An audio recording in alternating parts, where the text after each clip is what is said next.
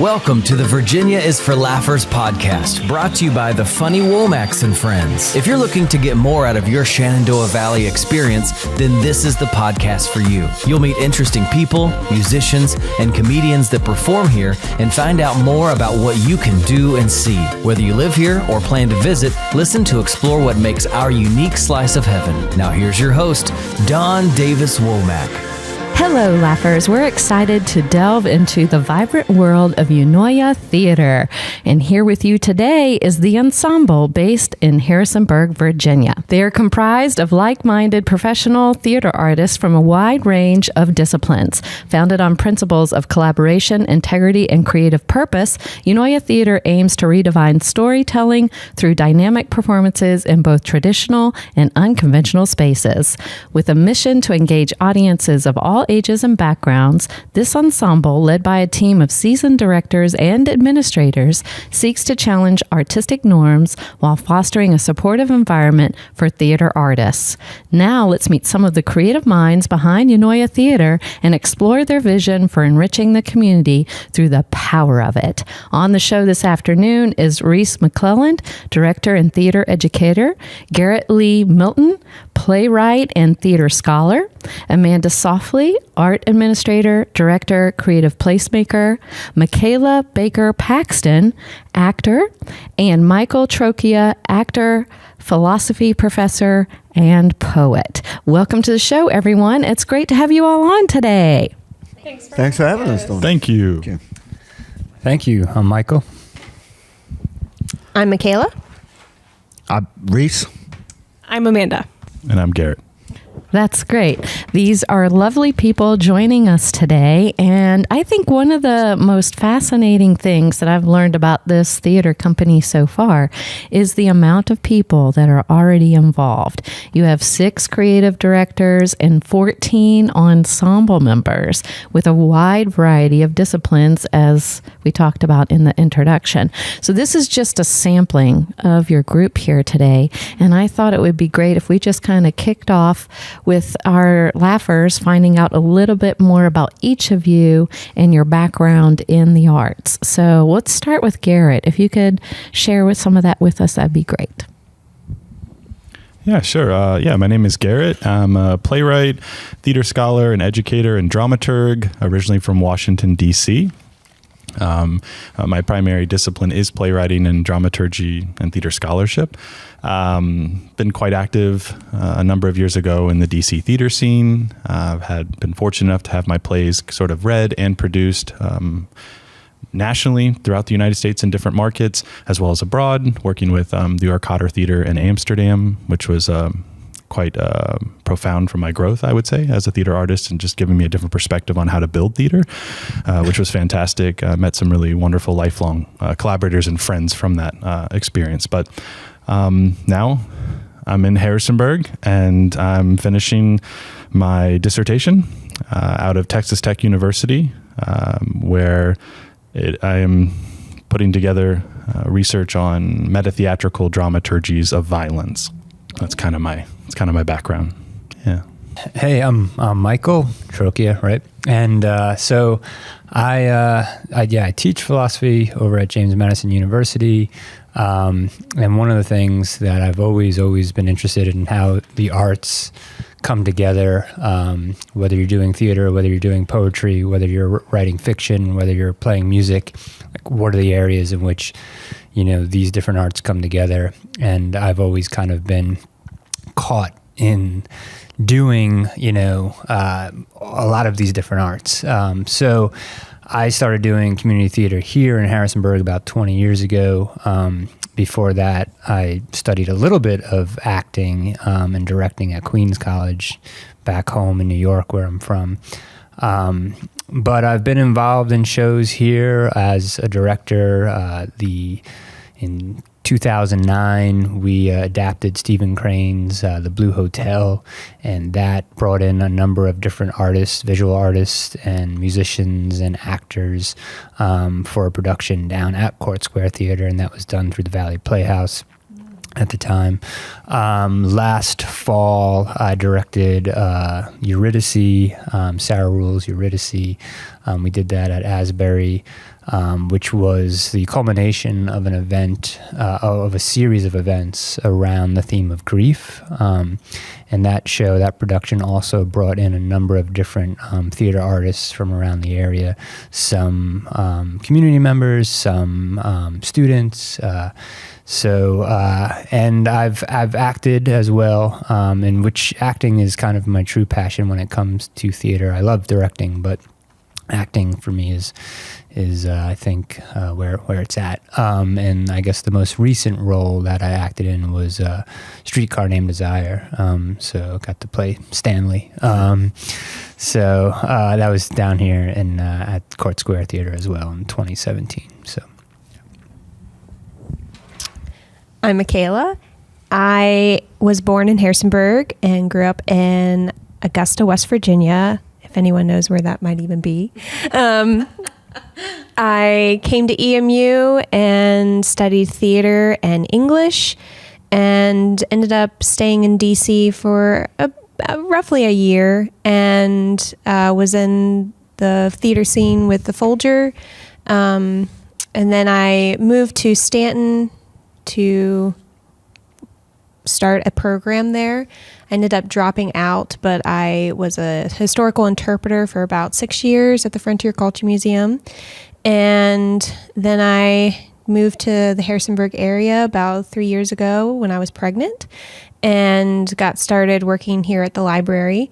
I say here at the library because we're at the Massanutten Regional Library. So I'm a storyteller here, and I absolutely love it. I have a passion for kids, and I have a passion for theater as a whole, but especially engaging the littles and also engaging in communities that are rural. Since I am from West Virginia, I would love to be able to reach out to some of the lower income areas, and then also being able to lift up those voices from West Virginia and also from the Blue Ridge Mountains. I'm Reese. You might be able to immediately tell I'm not from around here. I did not grow up in West Virginia. You did not. No. My background was in Europe, so I grew up in the United Kingdom.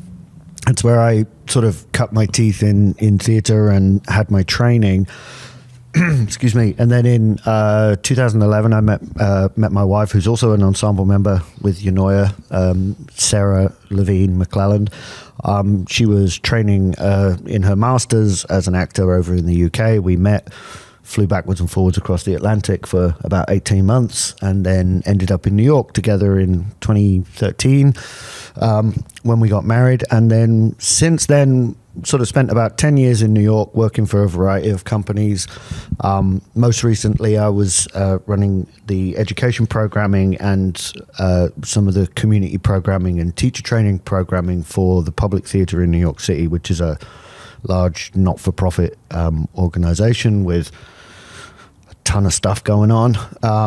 And saw that sort of through the pandemic, came on vacation down to Harrisonburg, saw how beautiful it was. And we decided just to sell up, turn around and come back. So when I first arrived here, sort of imagined that, the pace of life would slow down, but then started to meet some really great people and now diving into building a brand new company. So you just can't help yourself, can you, Reese? No, there's no way out. Hi, I'm Amanda Softly. I am from around here.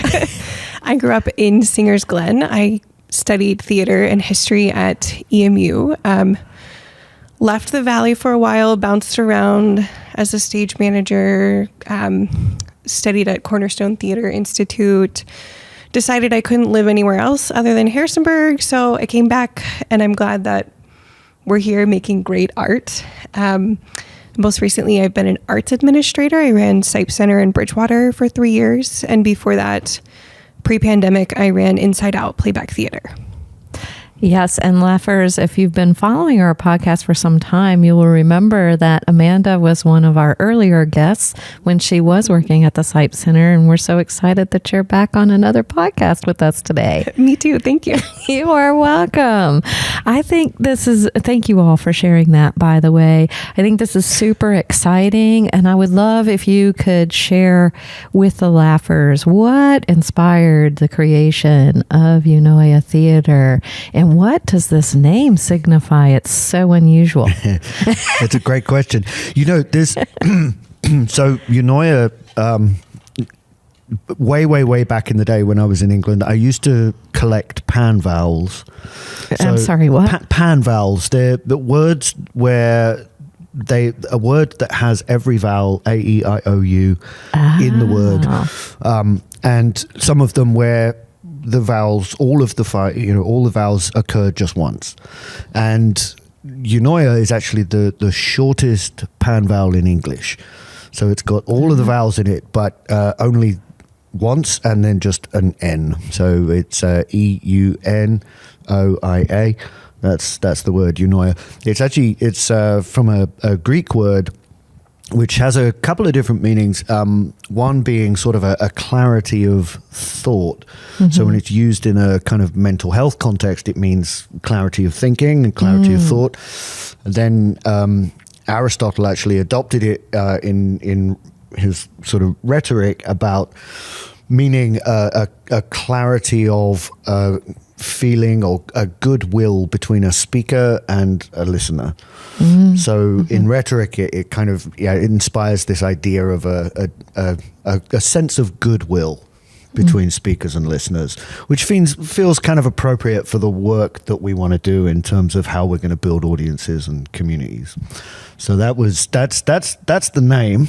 Okay. And if any of the laughers ever see the logo, it's a bit of an journey. You have to kind of go through the logo a couple of times to find the word, but it is there, I promise. I think the reason that we came together, there was a lot of it's just such a rich kind of creative atmosphere in this area, and a lot of very talented people doing very kind of creative things. I agree. And I think in some ways it's almost inevitable for something like Eunoia to happen when those creatives start to discover each other. And I think for all of us, we've got people in the ensemble with 25, 30 years worth of experience under their belt. We also have someone who's just about to graduate high school, who is another incredible artist, and naturally people just sort of found each other and came together, and it felt like the right time to solidify something and work together and support each other and look for interesting ways of making theatre. Who put the name forth? I guess you did, Eunoia, and thought it's been bouncing around in my brain for a long time. But that bit's just a name, but it just happened to kind of coincidentally suit the kind of work that we wanted to do. Okay. So you just came to the group and said, "Hey, what do you all think about this?" And they said, Pretty "That much. sounds great." There wasn't a lot of deliberation or anything like that about it. No. Group consensus right away. Okay. Well, I would like to know, this is a new theater company. How will it differentiate itself from other theater companies in the region? Yeah, I think one of the things that Reese points out is how we have 21 ensemble members, and so the collaborative kinds of projects that we'll be working on, I think simultaneously. So whether it's, a few of the ensemble members working on, a performance, and then there's another group of the ensemble that's working on maybe a project of playwriting and workshopping things. And so I think there's going to be like various levels of interests and ways in which people can get involved that aren't structured around like a season that has to do certain things each season at certain times. The idea is for us to be kind of nimble, kind of flexible, kind of answer to not only the interests and challenges and opportunities that we're interested in getting into, but like what the community also is interested in seeing and responding to those needs. So I don't know, my experience in community theater, it's been a very good one, but it does have that structure, or it did have that structure, where there's a season and there are these shows, and there are the auditions for the shows, and you're kind of having to work in that lane for the most part, whereas we're offering not only a variety of talent and backgrounds and ages, but opportunities, I think, that I haven't seen in this area. So yeah. I think this theater was also built around this need that so many of the artists in the area were having to feel constrained to the idea of, I have to wait for an audition. Mm-hmm. And so much of the control is left in the hands of a board, of a director, and not in the whole room. And that's what the Eunoia Theatre is allowing, is everyone in the entire room to have a voice, to have an opinion, and to have a project. So it's not just one person standing on the top of the hill saying, this is my hill. We're saying this is everybody's space. And I'll add too, I think one of the things that we'll be wanting to do is partnering with other kinds of artist groups as well, in ways that just continue to build those community relationships that I think with an ensemble this size and with like different levels of interest, we'll be able to maybe find like just new ways of doing theater that this town hasn't really seen before. So yeah, I just want to say that one of the exciting things, just to kind of piggyback off of what Michaela and Michael were just saying, is I think we also picked our heads up at one point and went, well, I think what's exciting is it works to, I think, our advantage as artists and as a company. There aren't many theaters here to differentiate ourselves from, and that there is plenty of room for an additional theater company, as I will say, as multidisciplined and as robust as this ensemble has already kind of gathered to become. So I think in that way, it's exciting for us, but it's exciting, I would hope, for the community, that there is another option. There is another, maybe evening to consider now of entertainment in this town that isn't beholden to maybe the old guard or the guard that is present. I really like a lot of what you said, because I started out doing, this is how I ended up in comedy. So I wanted to be a Hollywood actress when I was young, and that didn't work. That didn't work out for a lot of reasons, largely personal trauma. And so anyway, I'm coming back to the world of arts later in life.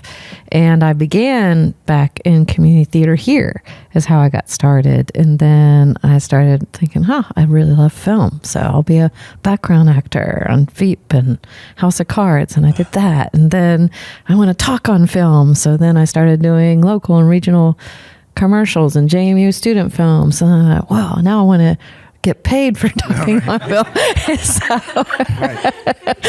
So making that ascent.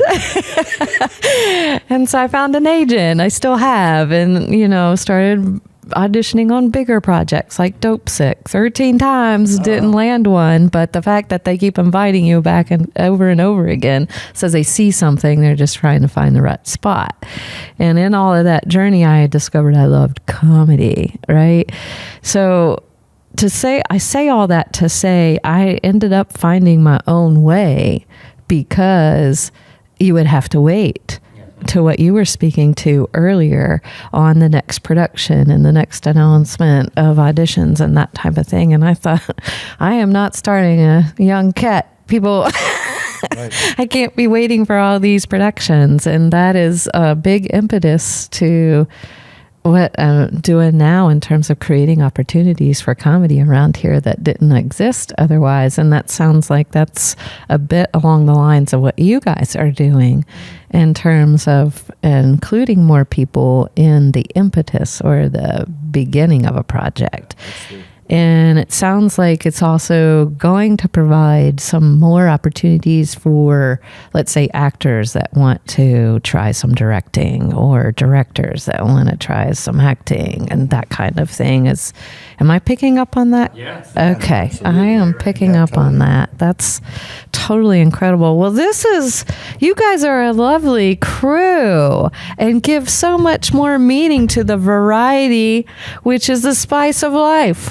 As we're passing some water to hand down what's going to happen now, which is enjoying some absurdly flavorful popcorn from our sponsor, Pre-Popsterous.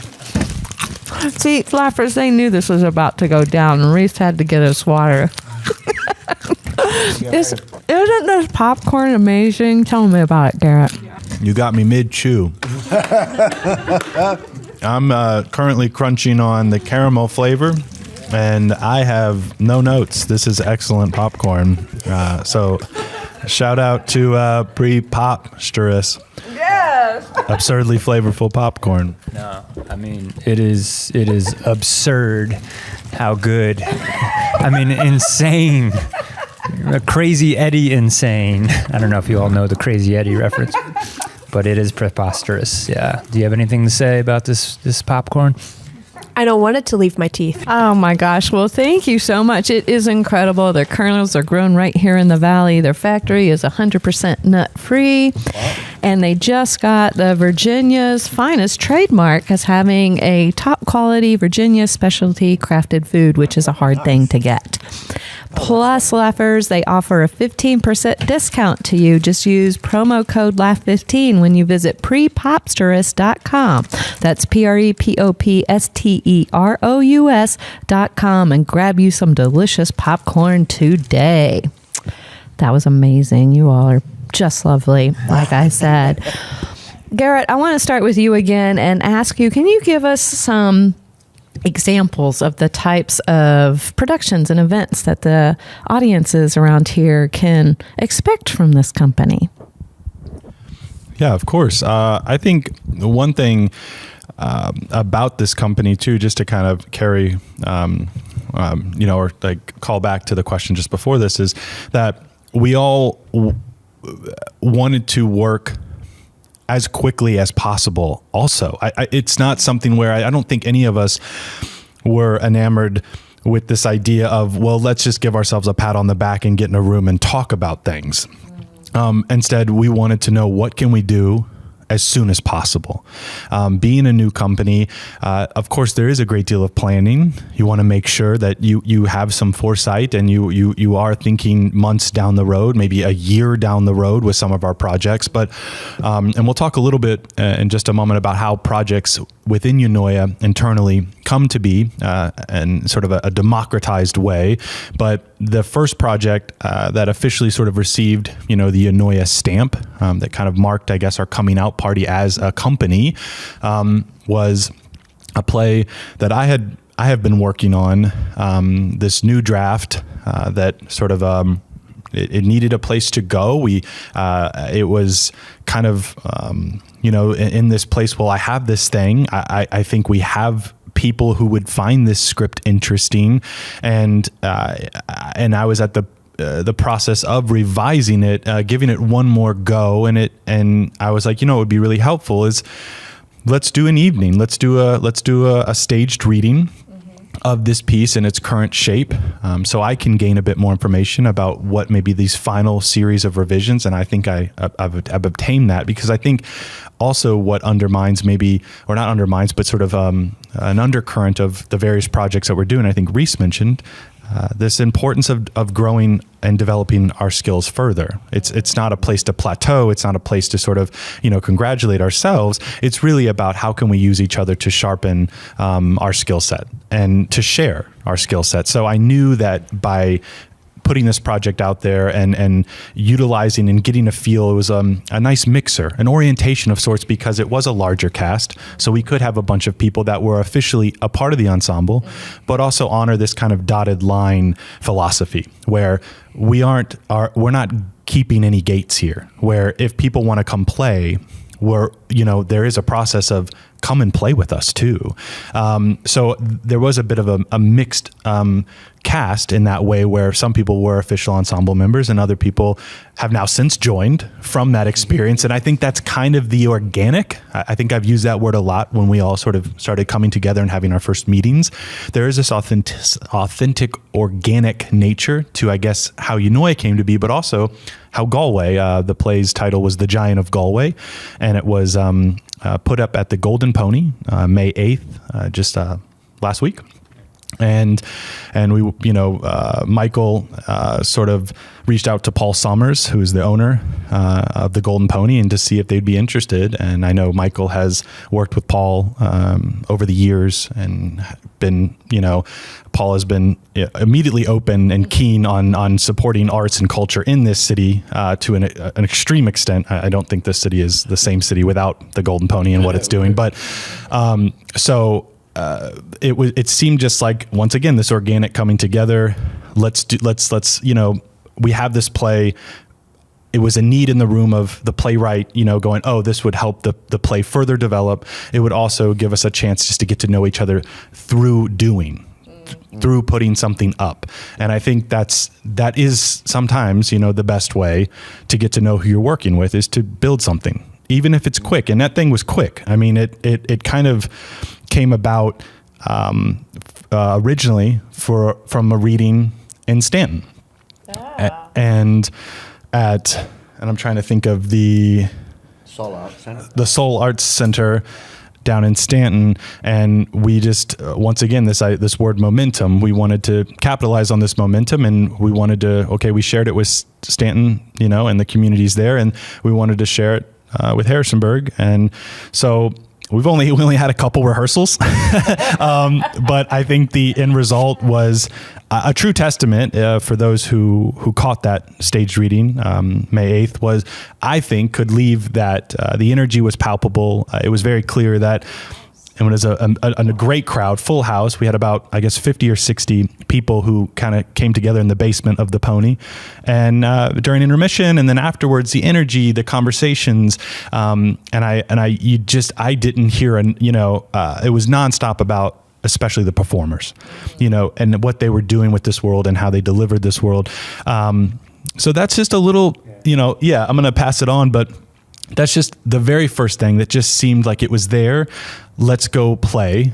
We just want to play with something. It's ready to be played with, and we can kind of figure out each other through that process. And I think we did in a very quick way.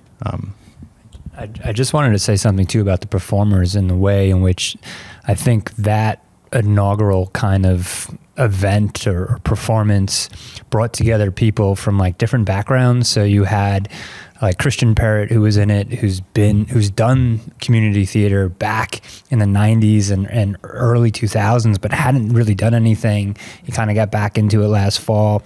You have a person, Philip Bly, who has been away from his theater roots and acting roots and directing roots and playwriting roots for also 20 years and kind of came back into this. You have then also some students who are kind of just interested in doing theater outside of their institutions and getting involved in other projects that their institutions might, not have those opportunities. And so we had 3 students in the program as well. And Reese and Garrett and myself, which we had only kind of come together on this stuff just fairly recently. And so it was a very, as you say, natural and organic, but it also, I think, spots like the kind of spectrum of folks who are kind of coming together in this organic way as well. So, yeah, it's more exciting the more I learn about it. Oh, you wait till you get to the end. There's more, and collaboration too is what you're starting to talk about here in terms of your process. It is a core value of the company, and I would like to ask, how does it more you're kind of indicating it a little bit, but how does it manifest and process in real time? Is this me? Yeah. So I'm going to name drop a little bit, if I may. I once I was in a keynote speech that was being delivered by Sir Peter Hall. This is going back a long, long way, probably 25 years ago.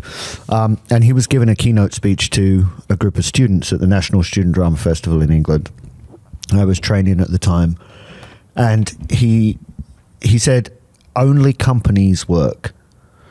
And what he meant by that was only companies really are going to give us the opportunities as artists to be able to explore the things that we want to do. This goes back to what Michaela and Michael was saying earlier on about, acting can, we see a lot of actors that, they get very excited when they're in a production, and we're a family and we all love each other very much and it's a wonderful thing. And now I'm alone again, and I might be for in the next 12 months or longer. Yeah. So Peter Hall's idea that sort of really resonated with me, and I still have the notebook where I jotted it down in the margin, like only companies work in that companies can work. We can get together and create our own environment by listening to each other, collaborating, really trying to uplift the mix of skills that we have in the room, learn from each other, and operate like a company. Because then again, none of us is waiting for the next phone call, the next audition, having to kind of put that budget together to go and live in Chicago for 8 weeks to go and do something, or go up to New York or whatever. This is our community. This is where we live. And if we can build structures in which the members of the ensemble can work by sort of leveraging all of our skills and experience in order to make that happen, then that's kind of how we see collaboration. So on a practical level, is there a regular meeting where you kind of hash these types of things out? And then what does that perhaps look like in terms of figuring out those 8-week jaunts to Chicago or New York and that type of thing?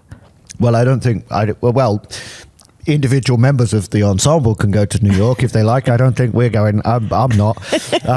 I spent 10 years there. I sucked out, all people. the marrow out of New York that I care to. No, I mean, we as an ensemble that are based here, in my entire life, because obviously because of my career in theatre, I've always had to kind of be where the work was. Right, London, Birmingham, New York, Los Angeles. These are all places that I've spent time in because that's where supposedly the kernel of the work was. And my wife as well, as a performer, had the same experience. Neither of us, until we came down to Harrisonburg, had ever considered the possibility of choosing a community in which we wanted to live and then building opportunities within it.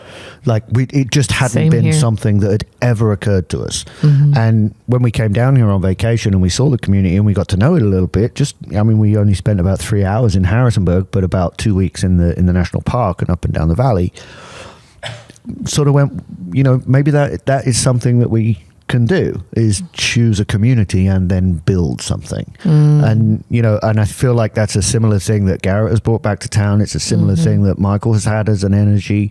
Michaela and Amanda and so many other members of the ensemble. We could all pack our bags and disappear off and go and live in DC and Los Angeles or Chicago. It would be an upheaval, but we want to be in this community. We want to build stuff in this community that we're proud of, that the community can be proud of. And that I think I'm not even answering the question that you originally asked on. I think I'm just going off on a completely different manifesto. But to say, to me, that is what collaboration is. All of us in this space with this community, feeling the rhythm of it, feeling, the vibe of each other's skills, and then throwing all that into the middle of a room and seeing what comes out. And we have started to do that. Like, we do meet regularly. We throw challenges at each other. We've been reading some short plays, which Garrett will talk about a bit more in a little while.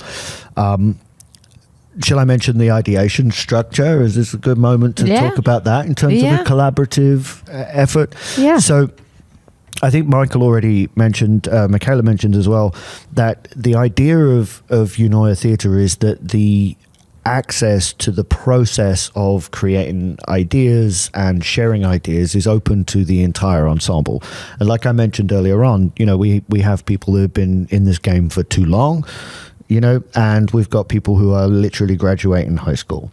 We've got students, we've got parents, we've got full-time workers and part-time workers. We've got people that all come together, but everybody gets the opportunity through the structures that we've built to throw any idea into the pot for consideration by the whole ensemble. And the way that we do that is we have like a 3-stage system whereby it's almost like a pro forma where we can fill out an idea, throw down some of the problems that we anticipate. What could it be? Why would we do it? Who would we do it for? Who would be the audience? What kind of resources would we need? What kind of skills would we need in the room? And then that's open to the ensemble to discuss and then move it on to another phase of, okay, this is something that we like the idea of. Now let's really drill down into what are the problems? Like, how can we break the idea? Like, is there a way of pushing this idea to a point where it won't work? And if it survives that stage, then actually it can move on into, a system whereby we go, we're going to take this seriously and this is something that we're actually going to go ahead and do. So, it's a two-sided structure that allows for some experience and past knowledge to be able to gently kind of curate things into existence, but then doesn't close it off from the enthusiasm and creativity of every single ensemble member. Have I described that well? I think so. Garrett. No, and I just wanted to add about the question on collaboration that I think it was for me in my journey to finding everyone that I'm sitting at this table with, it was a deep admiration and like respect for their individual sort of artistry and their skills. But I think the collaborative nature of admiring the doing, like I think everybody in this room right now, I know everybody in this room is a doer. And it's one thing to sit around, and I think I said this earlier, to say, oh, we would like to do these things. I have an idea. Everybody has ideas. They're great. Don't get me wrong, but you have to bring them into life. You have to put them somewhere. You have to give them life. And that's something when I was getting to know everybody here at this table and within this company, I was witnessing Michael as a fantastic ambassador of what it means to think interdisciplinarily, what it means to, stage and kind of put up literary readings, which I think he'll talk about in just a little bit of what Eunoia will also dabble in, and trying to champion other art forms and to give them their proper spotlight, and how integral he's been to connecting institutions and organizations within the community. And also Michaela, one of my first kind of theatrical happenings back in town, along with working with Michael on Eurydice, was Michaela's Rocktown Readers, and bringing people out to put up these stage readings, and kind of giving a voice to playwrights who are alive, today and are writing and working, but also just seeing how connected and how much she cared about the community and who else were the doers around Michaela. And so you kind of just, for me, collaboration is about finding other doers. Who is getting involved?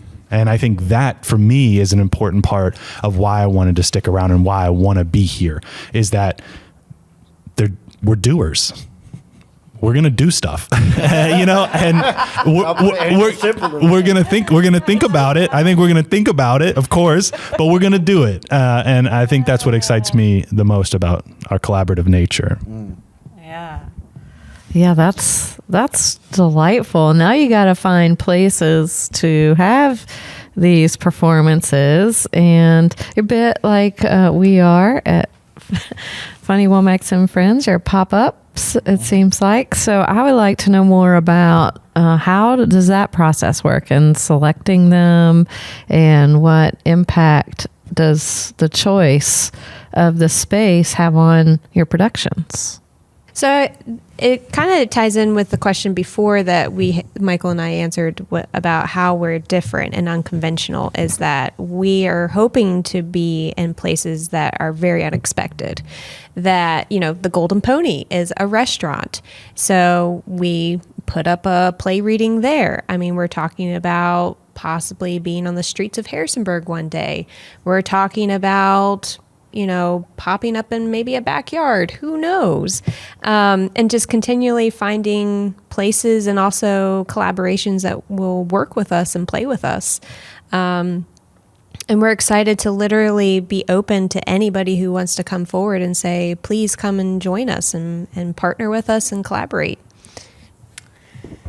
Yeah, I think the energy and atmosphere that a certain space already has kind of with it is important to kind of take into account. It's like almost scouting locations for film, I think, in a way where you're looking for maybe a certain vibe and what that place can offer you, and then choosing works or creating works that are in conversation or that's kind of leveraging that space.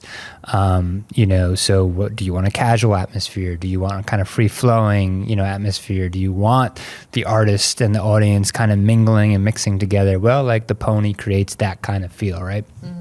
Do you want something a little bit more formal, a little bit more of a feeling of like we've kind of transformed into a new space, and like we're, maybe, you're looking for a different spot for that. Also, of course, in terms of cast size, right? So we can do things, with show of one-person show or a two-person show in small spaces, and find these just ways to use what's there and bring the city to life in a way that it becomes part of the performance and not just a spot in which we're kind of imposing a performance onto. But it also gets back to the collaborations as well, because there are other artists, performance artists, like, for instance, the Harrisonburg Dance Cooperative, who have a space and who we would love to, we're already kind of starting conversations where, what can we do with them? And how might, we be able to join forces in various projects and in their space or bring them outside of their space and into new spaces. So like, I think part of the space conversation is also a part of like, who are we collaborating with? Who are we kind of partnering with to do these projects with? Okay, so this next question I think is very interesting because there is not a set space for these performances. So how does a rehearsal process look like? Or what does that look like? How do you figure that out? Sure. I would love to hear from everybody sort of and their thoughts on what this looks like. I think we've certainly chatted about it internally, but I think the same kind of aspirations we have is where we will deliver, quote unquote, a final product to be experienced and shared. Mm-hmm. It's kind of the same nature of been a collaborative effort at people opening their houses or their apartments or the library, public spaces too that we can access and have access to and are fortunate enough to have access to these spaces. But with the Giant of Galway, all of that development or the couple rehearsals we had, late nights as well into the early hours of the morning, that we relied on, Michael here and his wife, Allison, opening their home and saying, we will host. And we loaded up music stands and, blocked it out in their living room. So this is what it means to do things and make it work, rather than sort of look for the perfect opportunity or a venue to say, oh, we need to have this, this particular space. It's, well, how can we unfold this? And I think, Reese, you mentioned we'll be sort of ninjas of theatrical entertainment, where we can pop up in someone's basement or someone's living room to do rehearsal, or even maybe a full-blown performance eventually. Yeah. Who knows? Or a backyard, like Michaela was saying. But I think that's a little bit to getting at the question of, we'll rehearse anywhere that we can sort of, rely on one another to open a space for us to do so. And I think so far, I don't think we've I don't know if we've had any worry about it. Maybe we're just really lucky and we've been, but it hasn't been a big concern. Maybe Michael and Allison will have, other opinions about hosting people and, till 12 midnight or something. Yeah, right. But Reese, yeah. Yeah, I was just going to say, I think, talking about how spaces work, I think the flip side of that is also like the reality of how the ensemble works with like the human beings taking part, right? Mm-hmm. Because the beautiful thing about an ensemble like this of 21 people is we can be very realistic with each other about when we can and when we can't, and how we can and how we can't, mm-hmm. right? Like I said before, like Garrett, is writing his PhD. Like, mm-hmm. I struggle writing a shopping list. Like I can't even, do you know what I mean? Like, I do. We've got parents. Like, I mean, both Amanda and Michaela, who are just sitting around this table, are parents. Mm-hmm. Garrett is a parent. Like the reality is that, again, going back to talking about living in this community, we have to make sure that the work that we are creating and the ways that we're creating it remain accessible to people, even in the reality of their lives, right? Like we always, it's family first. It's always got to be family first, right? But art is still essential and important.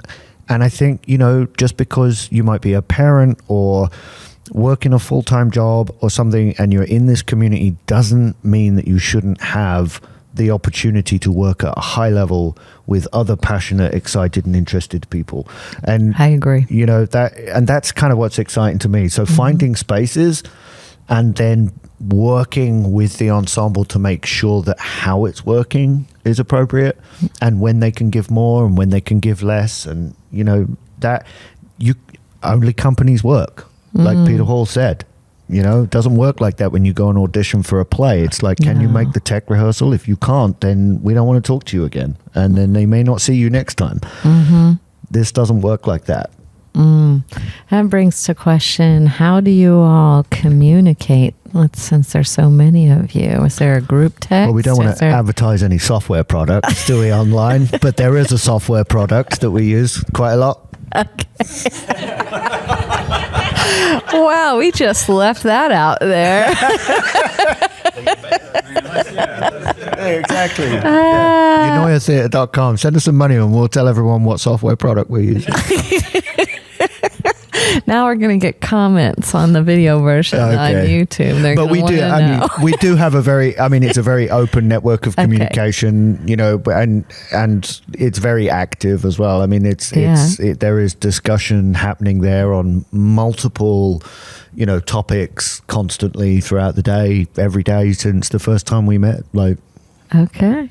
That's really great. And you're going to have community engagement is going to be a pillar of what you all are doing and a significant aspect of the mission. How do you plan to involve the community more in the work that you're doing? I think one of the most beautiful things about theatre, right, is it comes from, and it's embedded in the name Eunoia, the sense of goodwill between an audience, and a speaker. That seeking that goodwill, whether it's a solo performer in a corner somewhere, with audiences that aren't even expecting to see some work, or whether it's children that are gathering together with their parents to see, short pieces and adapted classics. And it's, it's listening to the community as well, but it's also then challenging some expectations. And, we look at it like very often, organizations like ours or theatre companies or theatres institutions, they look at, there's the theatre and there's the community, right? But we are the community. Like, we live in this town, we shop in this town, we frequent the small businesses and the independent businesses in this town, we go to shows, we go to comedy. Yes, thank you for that. I appreciate that. We enjoy the local breweries and we enjoy the wineries and the restaurants and becoming quite the culinary district here. Exactly, so, right. And so I think the way I think about it in terms of Eunoia interacting with the community, we are the community. We are in the community. We are part of this community, and so many services and so many exciting kind of cultural opportunities are offered to this community by different organizations. We're really just going to be offering a bit of a smorgasbord of more, but we are part of the community.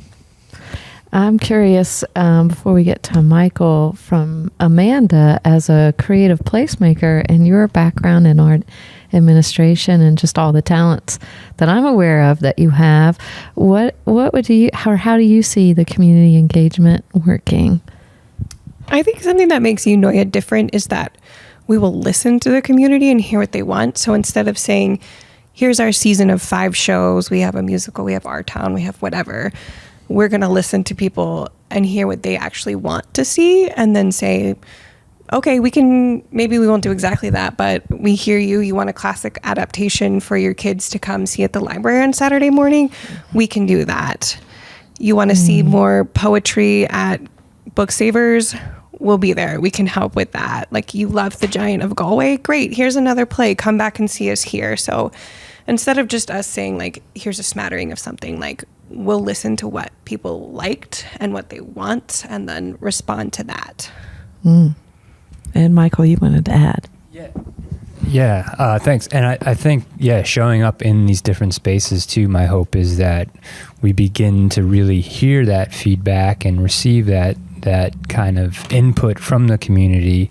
The Book Savers reading, it wasn't a Eunoia event. It was kind of happening like right kind of at the same time that Eunoia was really starting to form.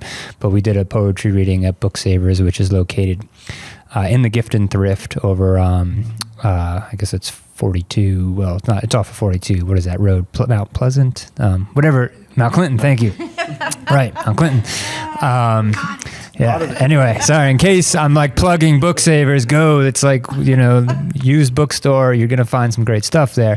But they had never done a literary reading or a poetry reading there, and so it was April Poetry Month, and it was something that I put together for them, and Garrett read, and a number of other folks in the community, poets, writers, read.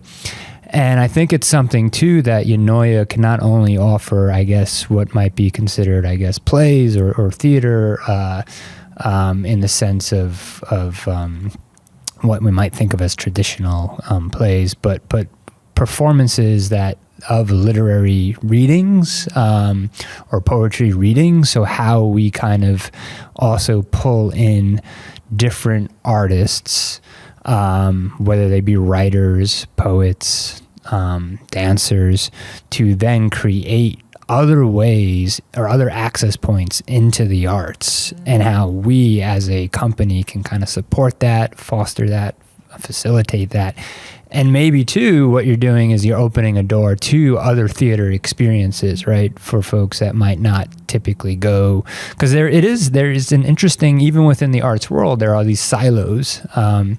And so you might go to all the music shows, but you never go to a theater show, right? Or you might go to see an art exhibit, visual paintings, but you never really kind of inclined to go to a poetry reading, right? So if there's ways in which you can kind of bring some of these things together, I think you start to really see and open up the possibilities of what community engagement looks like around the arts. And so those kinds of events, I think, are something that I would like Eunoia to continue to do as well. I like that you're exposing people to the arts to stimulate involvement in the arts. It's really key to growing a community of arts in where we live right now. So I want to thank you all for taking this leap to start this company. It's pretty exciting. I want to know, along those lines, how do you see this theater company growing and evolving in the coming years? The thing with the future is that we have so many projects and potential ideas that we're talking about at the moment, and because of that sort of democratization of the idea process, it's almost like already we have more than could be done in the next 12 months. Right? So we're sort of in a position of processing out, like, where are the bits that are going to be very nimble to be able to grow, and then what are the big works that are really going to kind of hit and surprise. And I'm not going to tell you what it is, Dawn, and I'm sorry, and I'm not going to tell the laughers what it is either. But there is, watch this space, because this project it will be, you won't be able to miss it when it happens. Okay. If you're within a few miles radius of the city of Harrisonburg, you are going to know that this is going on. So there is a project that is in the works that will really connect to, and it will be a fall/winter project. I won't say which because that might tell you something, but it will be a fall/winter project that the city of Harrisonburg itself, the bricks and mortar, will play a significant role in the storytelling. Wow. I think that's all I'll say about it, but that's a process that has begun. Oh, Garrett wants to say something. I can just touch on one of the, I don't know, I mean this in a good way, but the quick and dirty. Like, I think it's helpful sometimes to certainly maybe be extremely intentional and craftful with what the finished product will be that you share with any members of the community or audiences that we have that will come out and support us. But I think it's also okay to put something up very quickly, but also intentionally, and to show the messiness of the process. Like, I'm a big fan of process, and I think the more that we can expose or just invite rather people in, community members and people who are maybe unfamiliar with how does a piece of theater or a theatrical happening happen, if we can pull back the layers and show them a process of how the sausage is made, I think that is it. One, I think it drops or opens some gates that are often shut of like, oh, well, you have to go to these institutions to learn how it's done. Or you have, I think it's helpful to show that it is approachable. I mean, you can get involved and you can do these things. And one of the ways we're doing that is through, we will be doing a series of 10-minute play showcases where we are building our own original in-house 10-minute play experiences, having people who are interested in writing work with people whose primary discipline, like myself, who is a playwright, who is a dramaturg. We have a couple others within our company as well who sort of lean towards the writing side of things and the dramaturgy. And we will be, as a company, as an ensemble, curating and developing original 10-minute plays that are rehearsed, fully sort of up on their feet, no script in front of the actors, and we'll throw that world, say, in a basement of a Golden Pony. Or perhaps we end up collaborating with the Harrisonburg Dance Co-op in their space, where we've talked about this recently. If we have 5 10-minute plays, between each of those plays, you're also now seeing an entirely different discipline of art making, where dance, though you're now having dance numbers, interpret or intertwine their discipline, responding, almost a call and response. So you'll see a 10-minute play, and then you'll see an element or an interpretive dance or movement piece that is in some way responding to the 10-minute play you just saw. Michael said, I think aptly, almost like little mini interludes between each pieces. So, and this is something that we will be doing maybe every few months. There will be a new 10-minute play showcase or a 10-minute play happening where you'll get these little small bites, somewhere unconventional. And it's not supposed to sort of be this ultimate, polished rock. I think it's supposed to be a bit gritty. It's supposed to be a bit stripped down to the bare bones of what I think the playfulness and the creativity that I think theater lends itself so well to. So we'd be silly not to take advantage of how can we tell a story. Reese has a great sort of, I don't know if you want to call it an image. Yeah, an image is a great way to put it, where, the first kind of forms of theater, or so we think would have happened, is, you build this big fire, you gather around a fire and you tell a story. Yeah. And, if we can get some costumes or props or some set pieces, that's fine. But I think done so in a way that is around this sort of fire, even if it's this metaphorical fire now of, kind of around or among community members. That's one way that we will do these, I think, quick and nimble, or these ninja-esque happenings that just kind of unravel, while also planning and preparing these bigger productions that will find maybe a quote unquote proper home. I love that description of gathering around the fire. Yeah, that was Like, really picturesque. It feels like that's where it started, you know?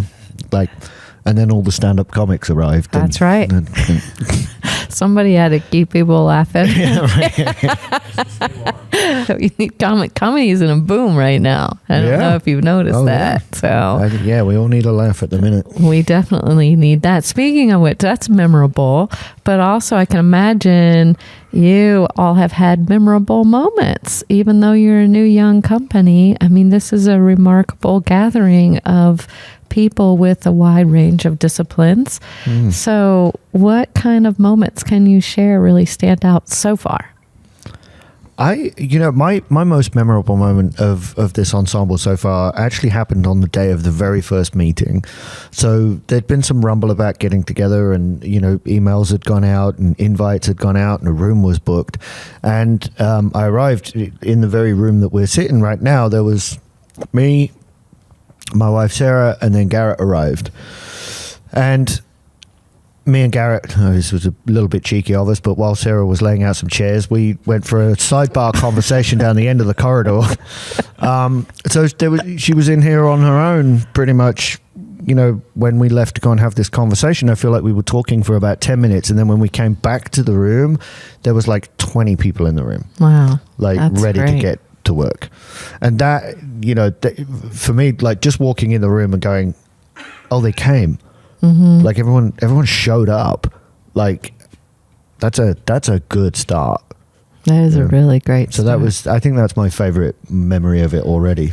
Would anybody else like to share? Yeah, I'm kind of caught between, I guess, a couple of things. The first one was, that first meeting and some of the exercises we did, I mean, we immediately seemed to like have the same language. A lot of us didn't know one another, but the language of theater, the language of creativity, and Reese fostering that and creating the kind of space for us to play together and drop everything else kind of out of that and just be there for one another as people interested and committed or like learning about like what it would be to commit to this was something really special. And I haven't felt that way in like a group of strangers in a long time. And people I know, I mean, I haven't. So that was definitely for me one, but also to see also as we, we did Galway and, other folks in the ensemble have current projects that they've been involved in around town. And there's been like this nice just stream of support of people going and showing up to support others in the projects they're doing, even if they're not connected to Eunoia. So there's even that kind of momentum of just hearing about what each other's doing and supporting that work. Whether it's tied to Eunoia or not, is something that I feel is, I don't know, I haven't quite seen that really take hold like it is in the last, since Eunoia's formed really. So yeah, it's been nice.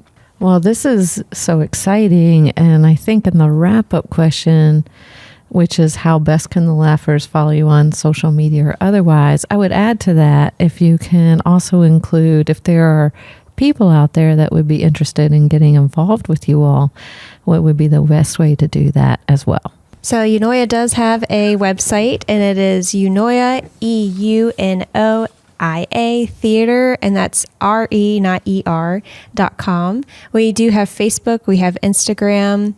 And to reach out, we do have an email, and that's info@eunoiatheater.com. So that would be a really great way to reach out to Reese and be able to talk with him about being a part of our ensemble. But we have often talked about that we do have a dotted line where folks are welcome to come in, but, it's understanding that we are going towards a goal, that we are an ensemble, and that we're going to support each other. We're here for each other.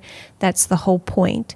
So, we want that person, whoever would like to join, to have the same like-mindedness. The other thing is that in general for happenings in the Shenandoah Valley, we do have a Facebook group called Theater in the Shenandoah Valley, which anyone in the entire world is welcome to join this group on Facebook. And then we are Corey McDaniel, and I are the admin for that Facebook group. We are currently working on a website as well, which will feature theater in the Shenandoah Valley. So it's not just Eunoia Theatre, it will be theater in the Shenandoah Valley, where we'll have Google Calendar, everything that's happening in the Valley, Luray, Winchester, maybe Charlottesville, haven't decided. Anyways. But, we're even talking about featuring groups as well to say, here's a group, here's what they're about, learn more about them at this site. And that's what Eunoia Theatre is also about. We want to support other communities in the theater as well. So we want to be here and support them, and then we would love them to support us. Thank you. And thank you so much, Michaela and Michael and Garrett and Reese and Amanda. Thank you all for coming on the show. It has been super fun chatting it up with all of you on all things Eunoia Theatre. I got it, right? Yeah, there we go. Thanks again to all of you for coming on the show. Thank you so much. You are so welcome. And thank you, Laughers, for tuning in to today's episode of the Virginia is for Laughers podcast. If you enjoyed your time with us today, please do like, share, and subscribe. This is an exciting and fun and obviously imperfect podcast. We celebrate being more of a human being than a human doing. So that is what's happening here. Also, don't forget to snag that discount on your pre-popsterous popcorn. That's Laugh15. And you can visit prepopsterous.com. And that way, when you buy some, you can enjoy it when you join me on next week's episode. And lastly, and most importantly, thanks for tuning in, Laughers. Out of all the podcasts out there, you picked us. And we think that's pretty darn special, just like you. Until next time, keep smiling. Bye. Thanks for tuning in to this episode of Virginia is for Laughers podcast, brought to you by the Funny Womacs and Friends. We'll be dropping a new podcast every Wednesday, so check back for another uplifting episode. Come to a FWAF show or let us bring one to you. To find out more, head to thefunnywomacs.com. Be sure to share this podcast with a friend, and until next time, cheers.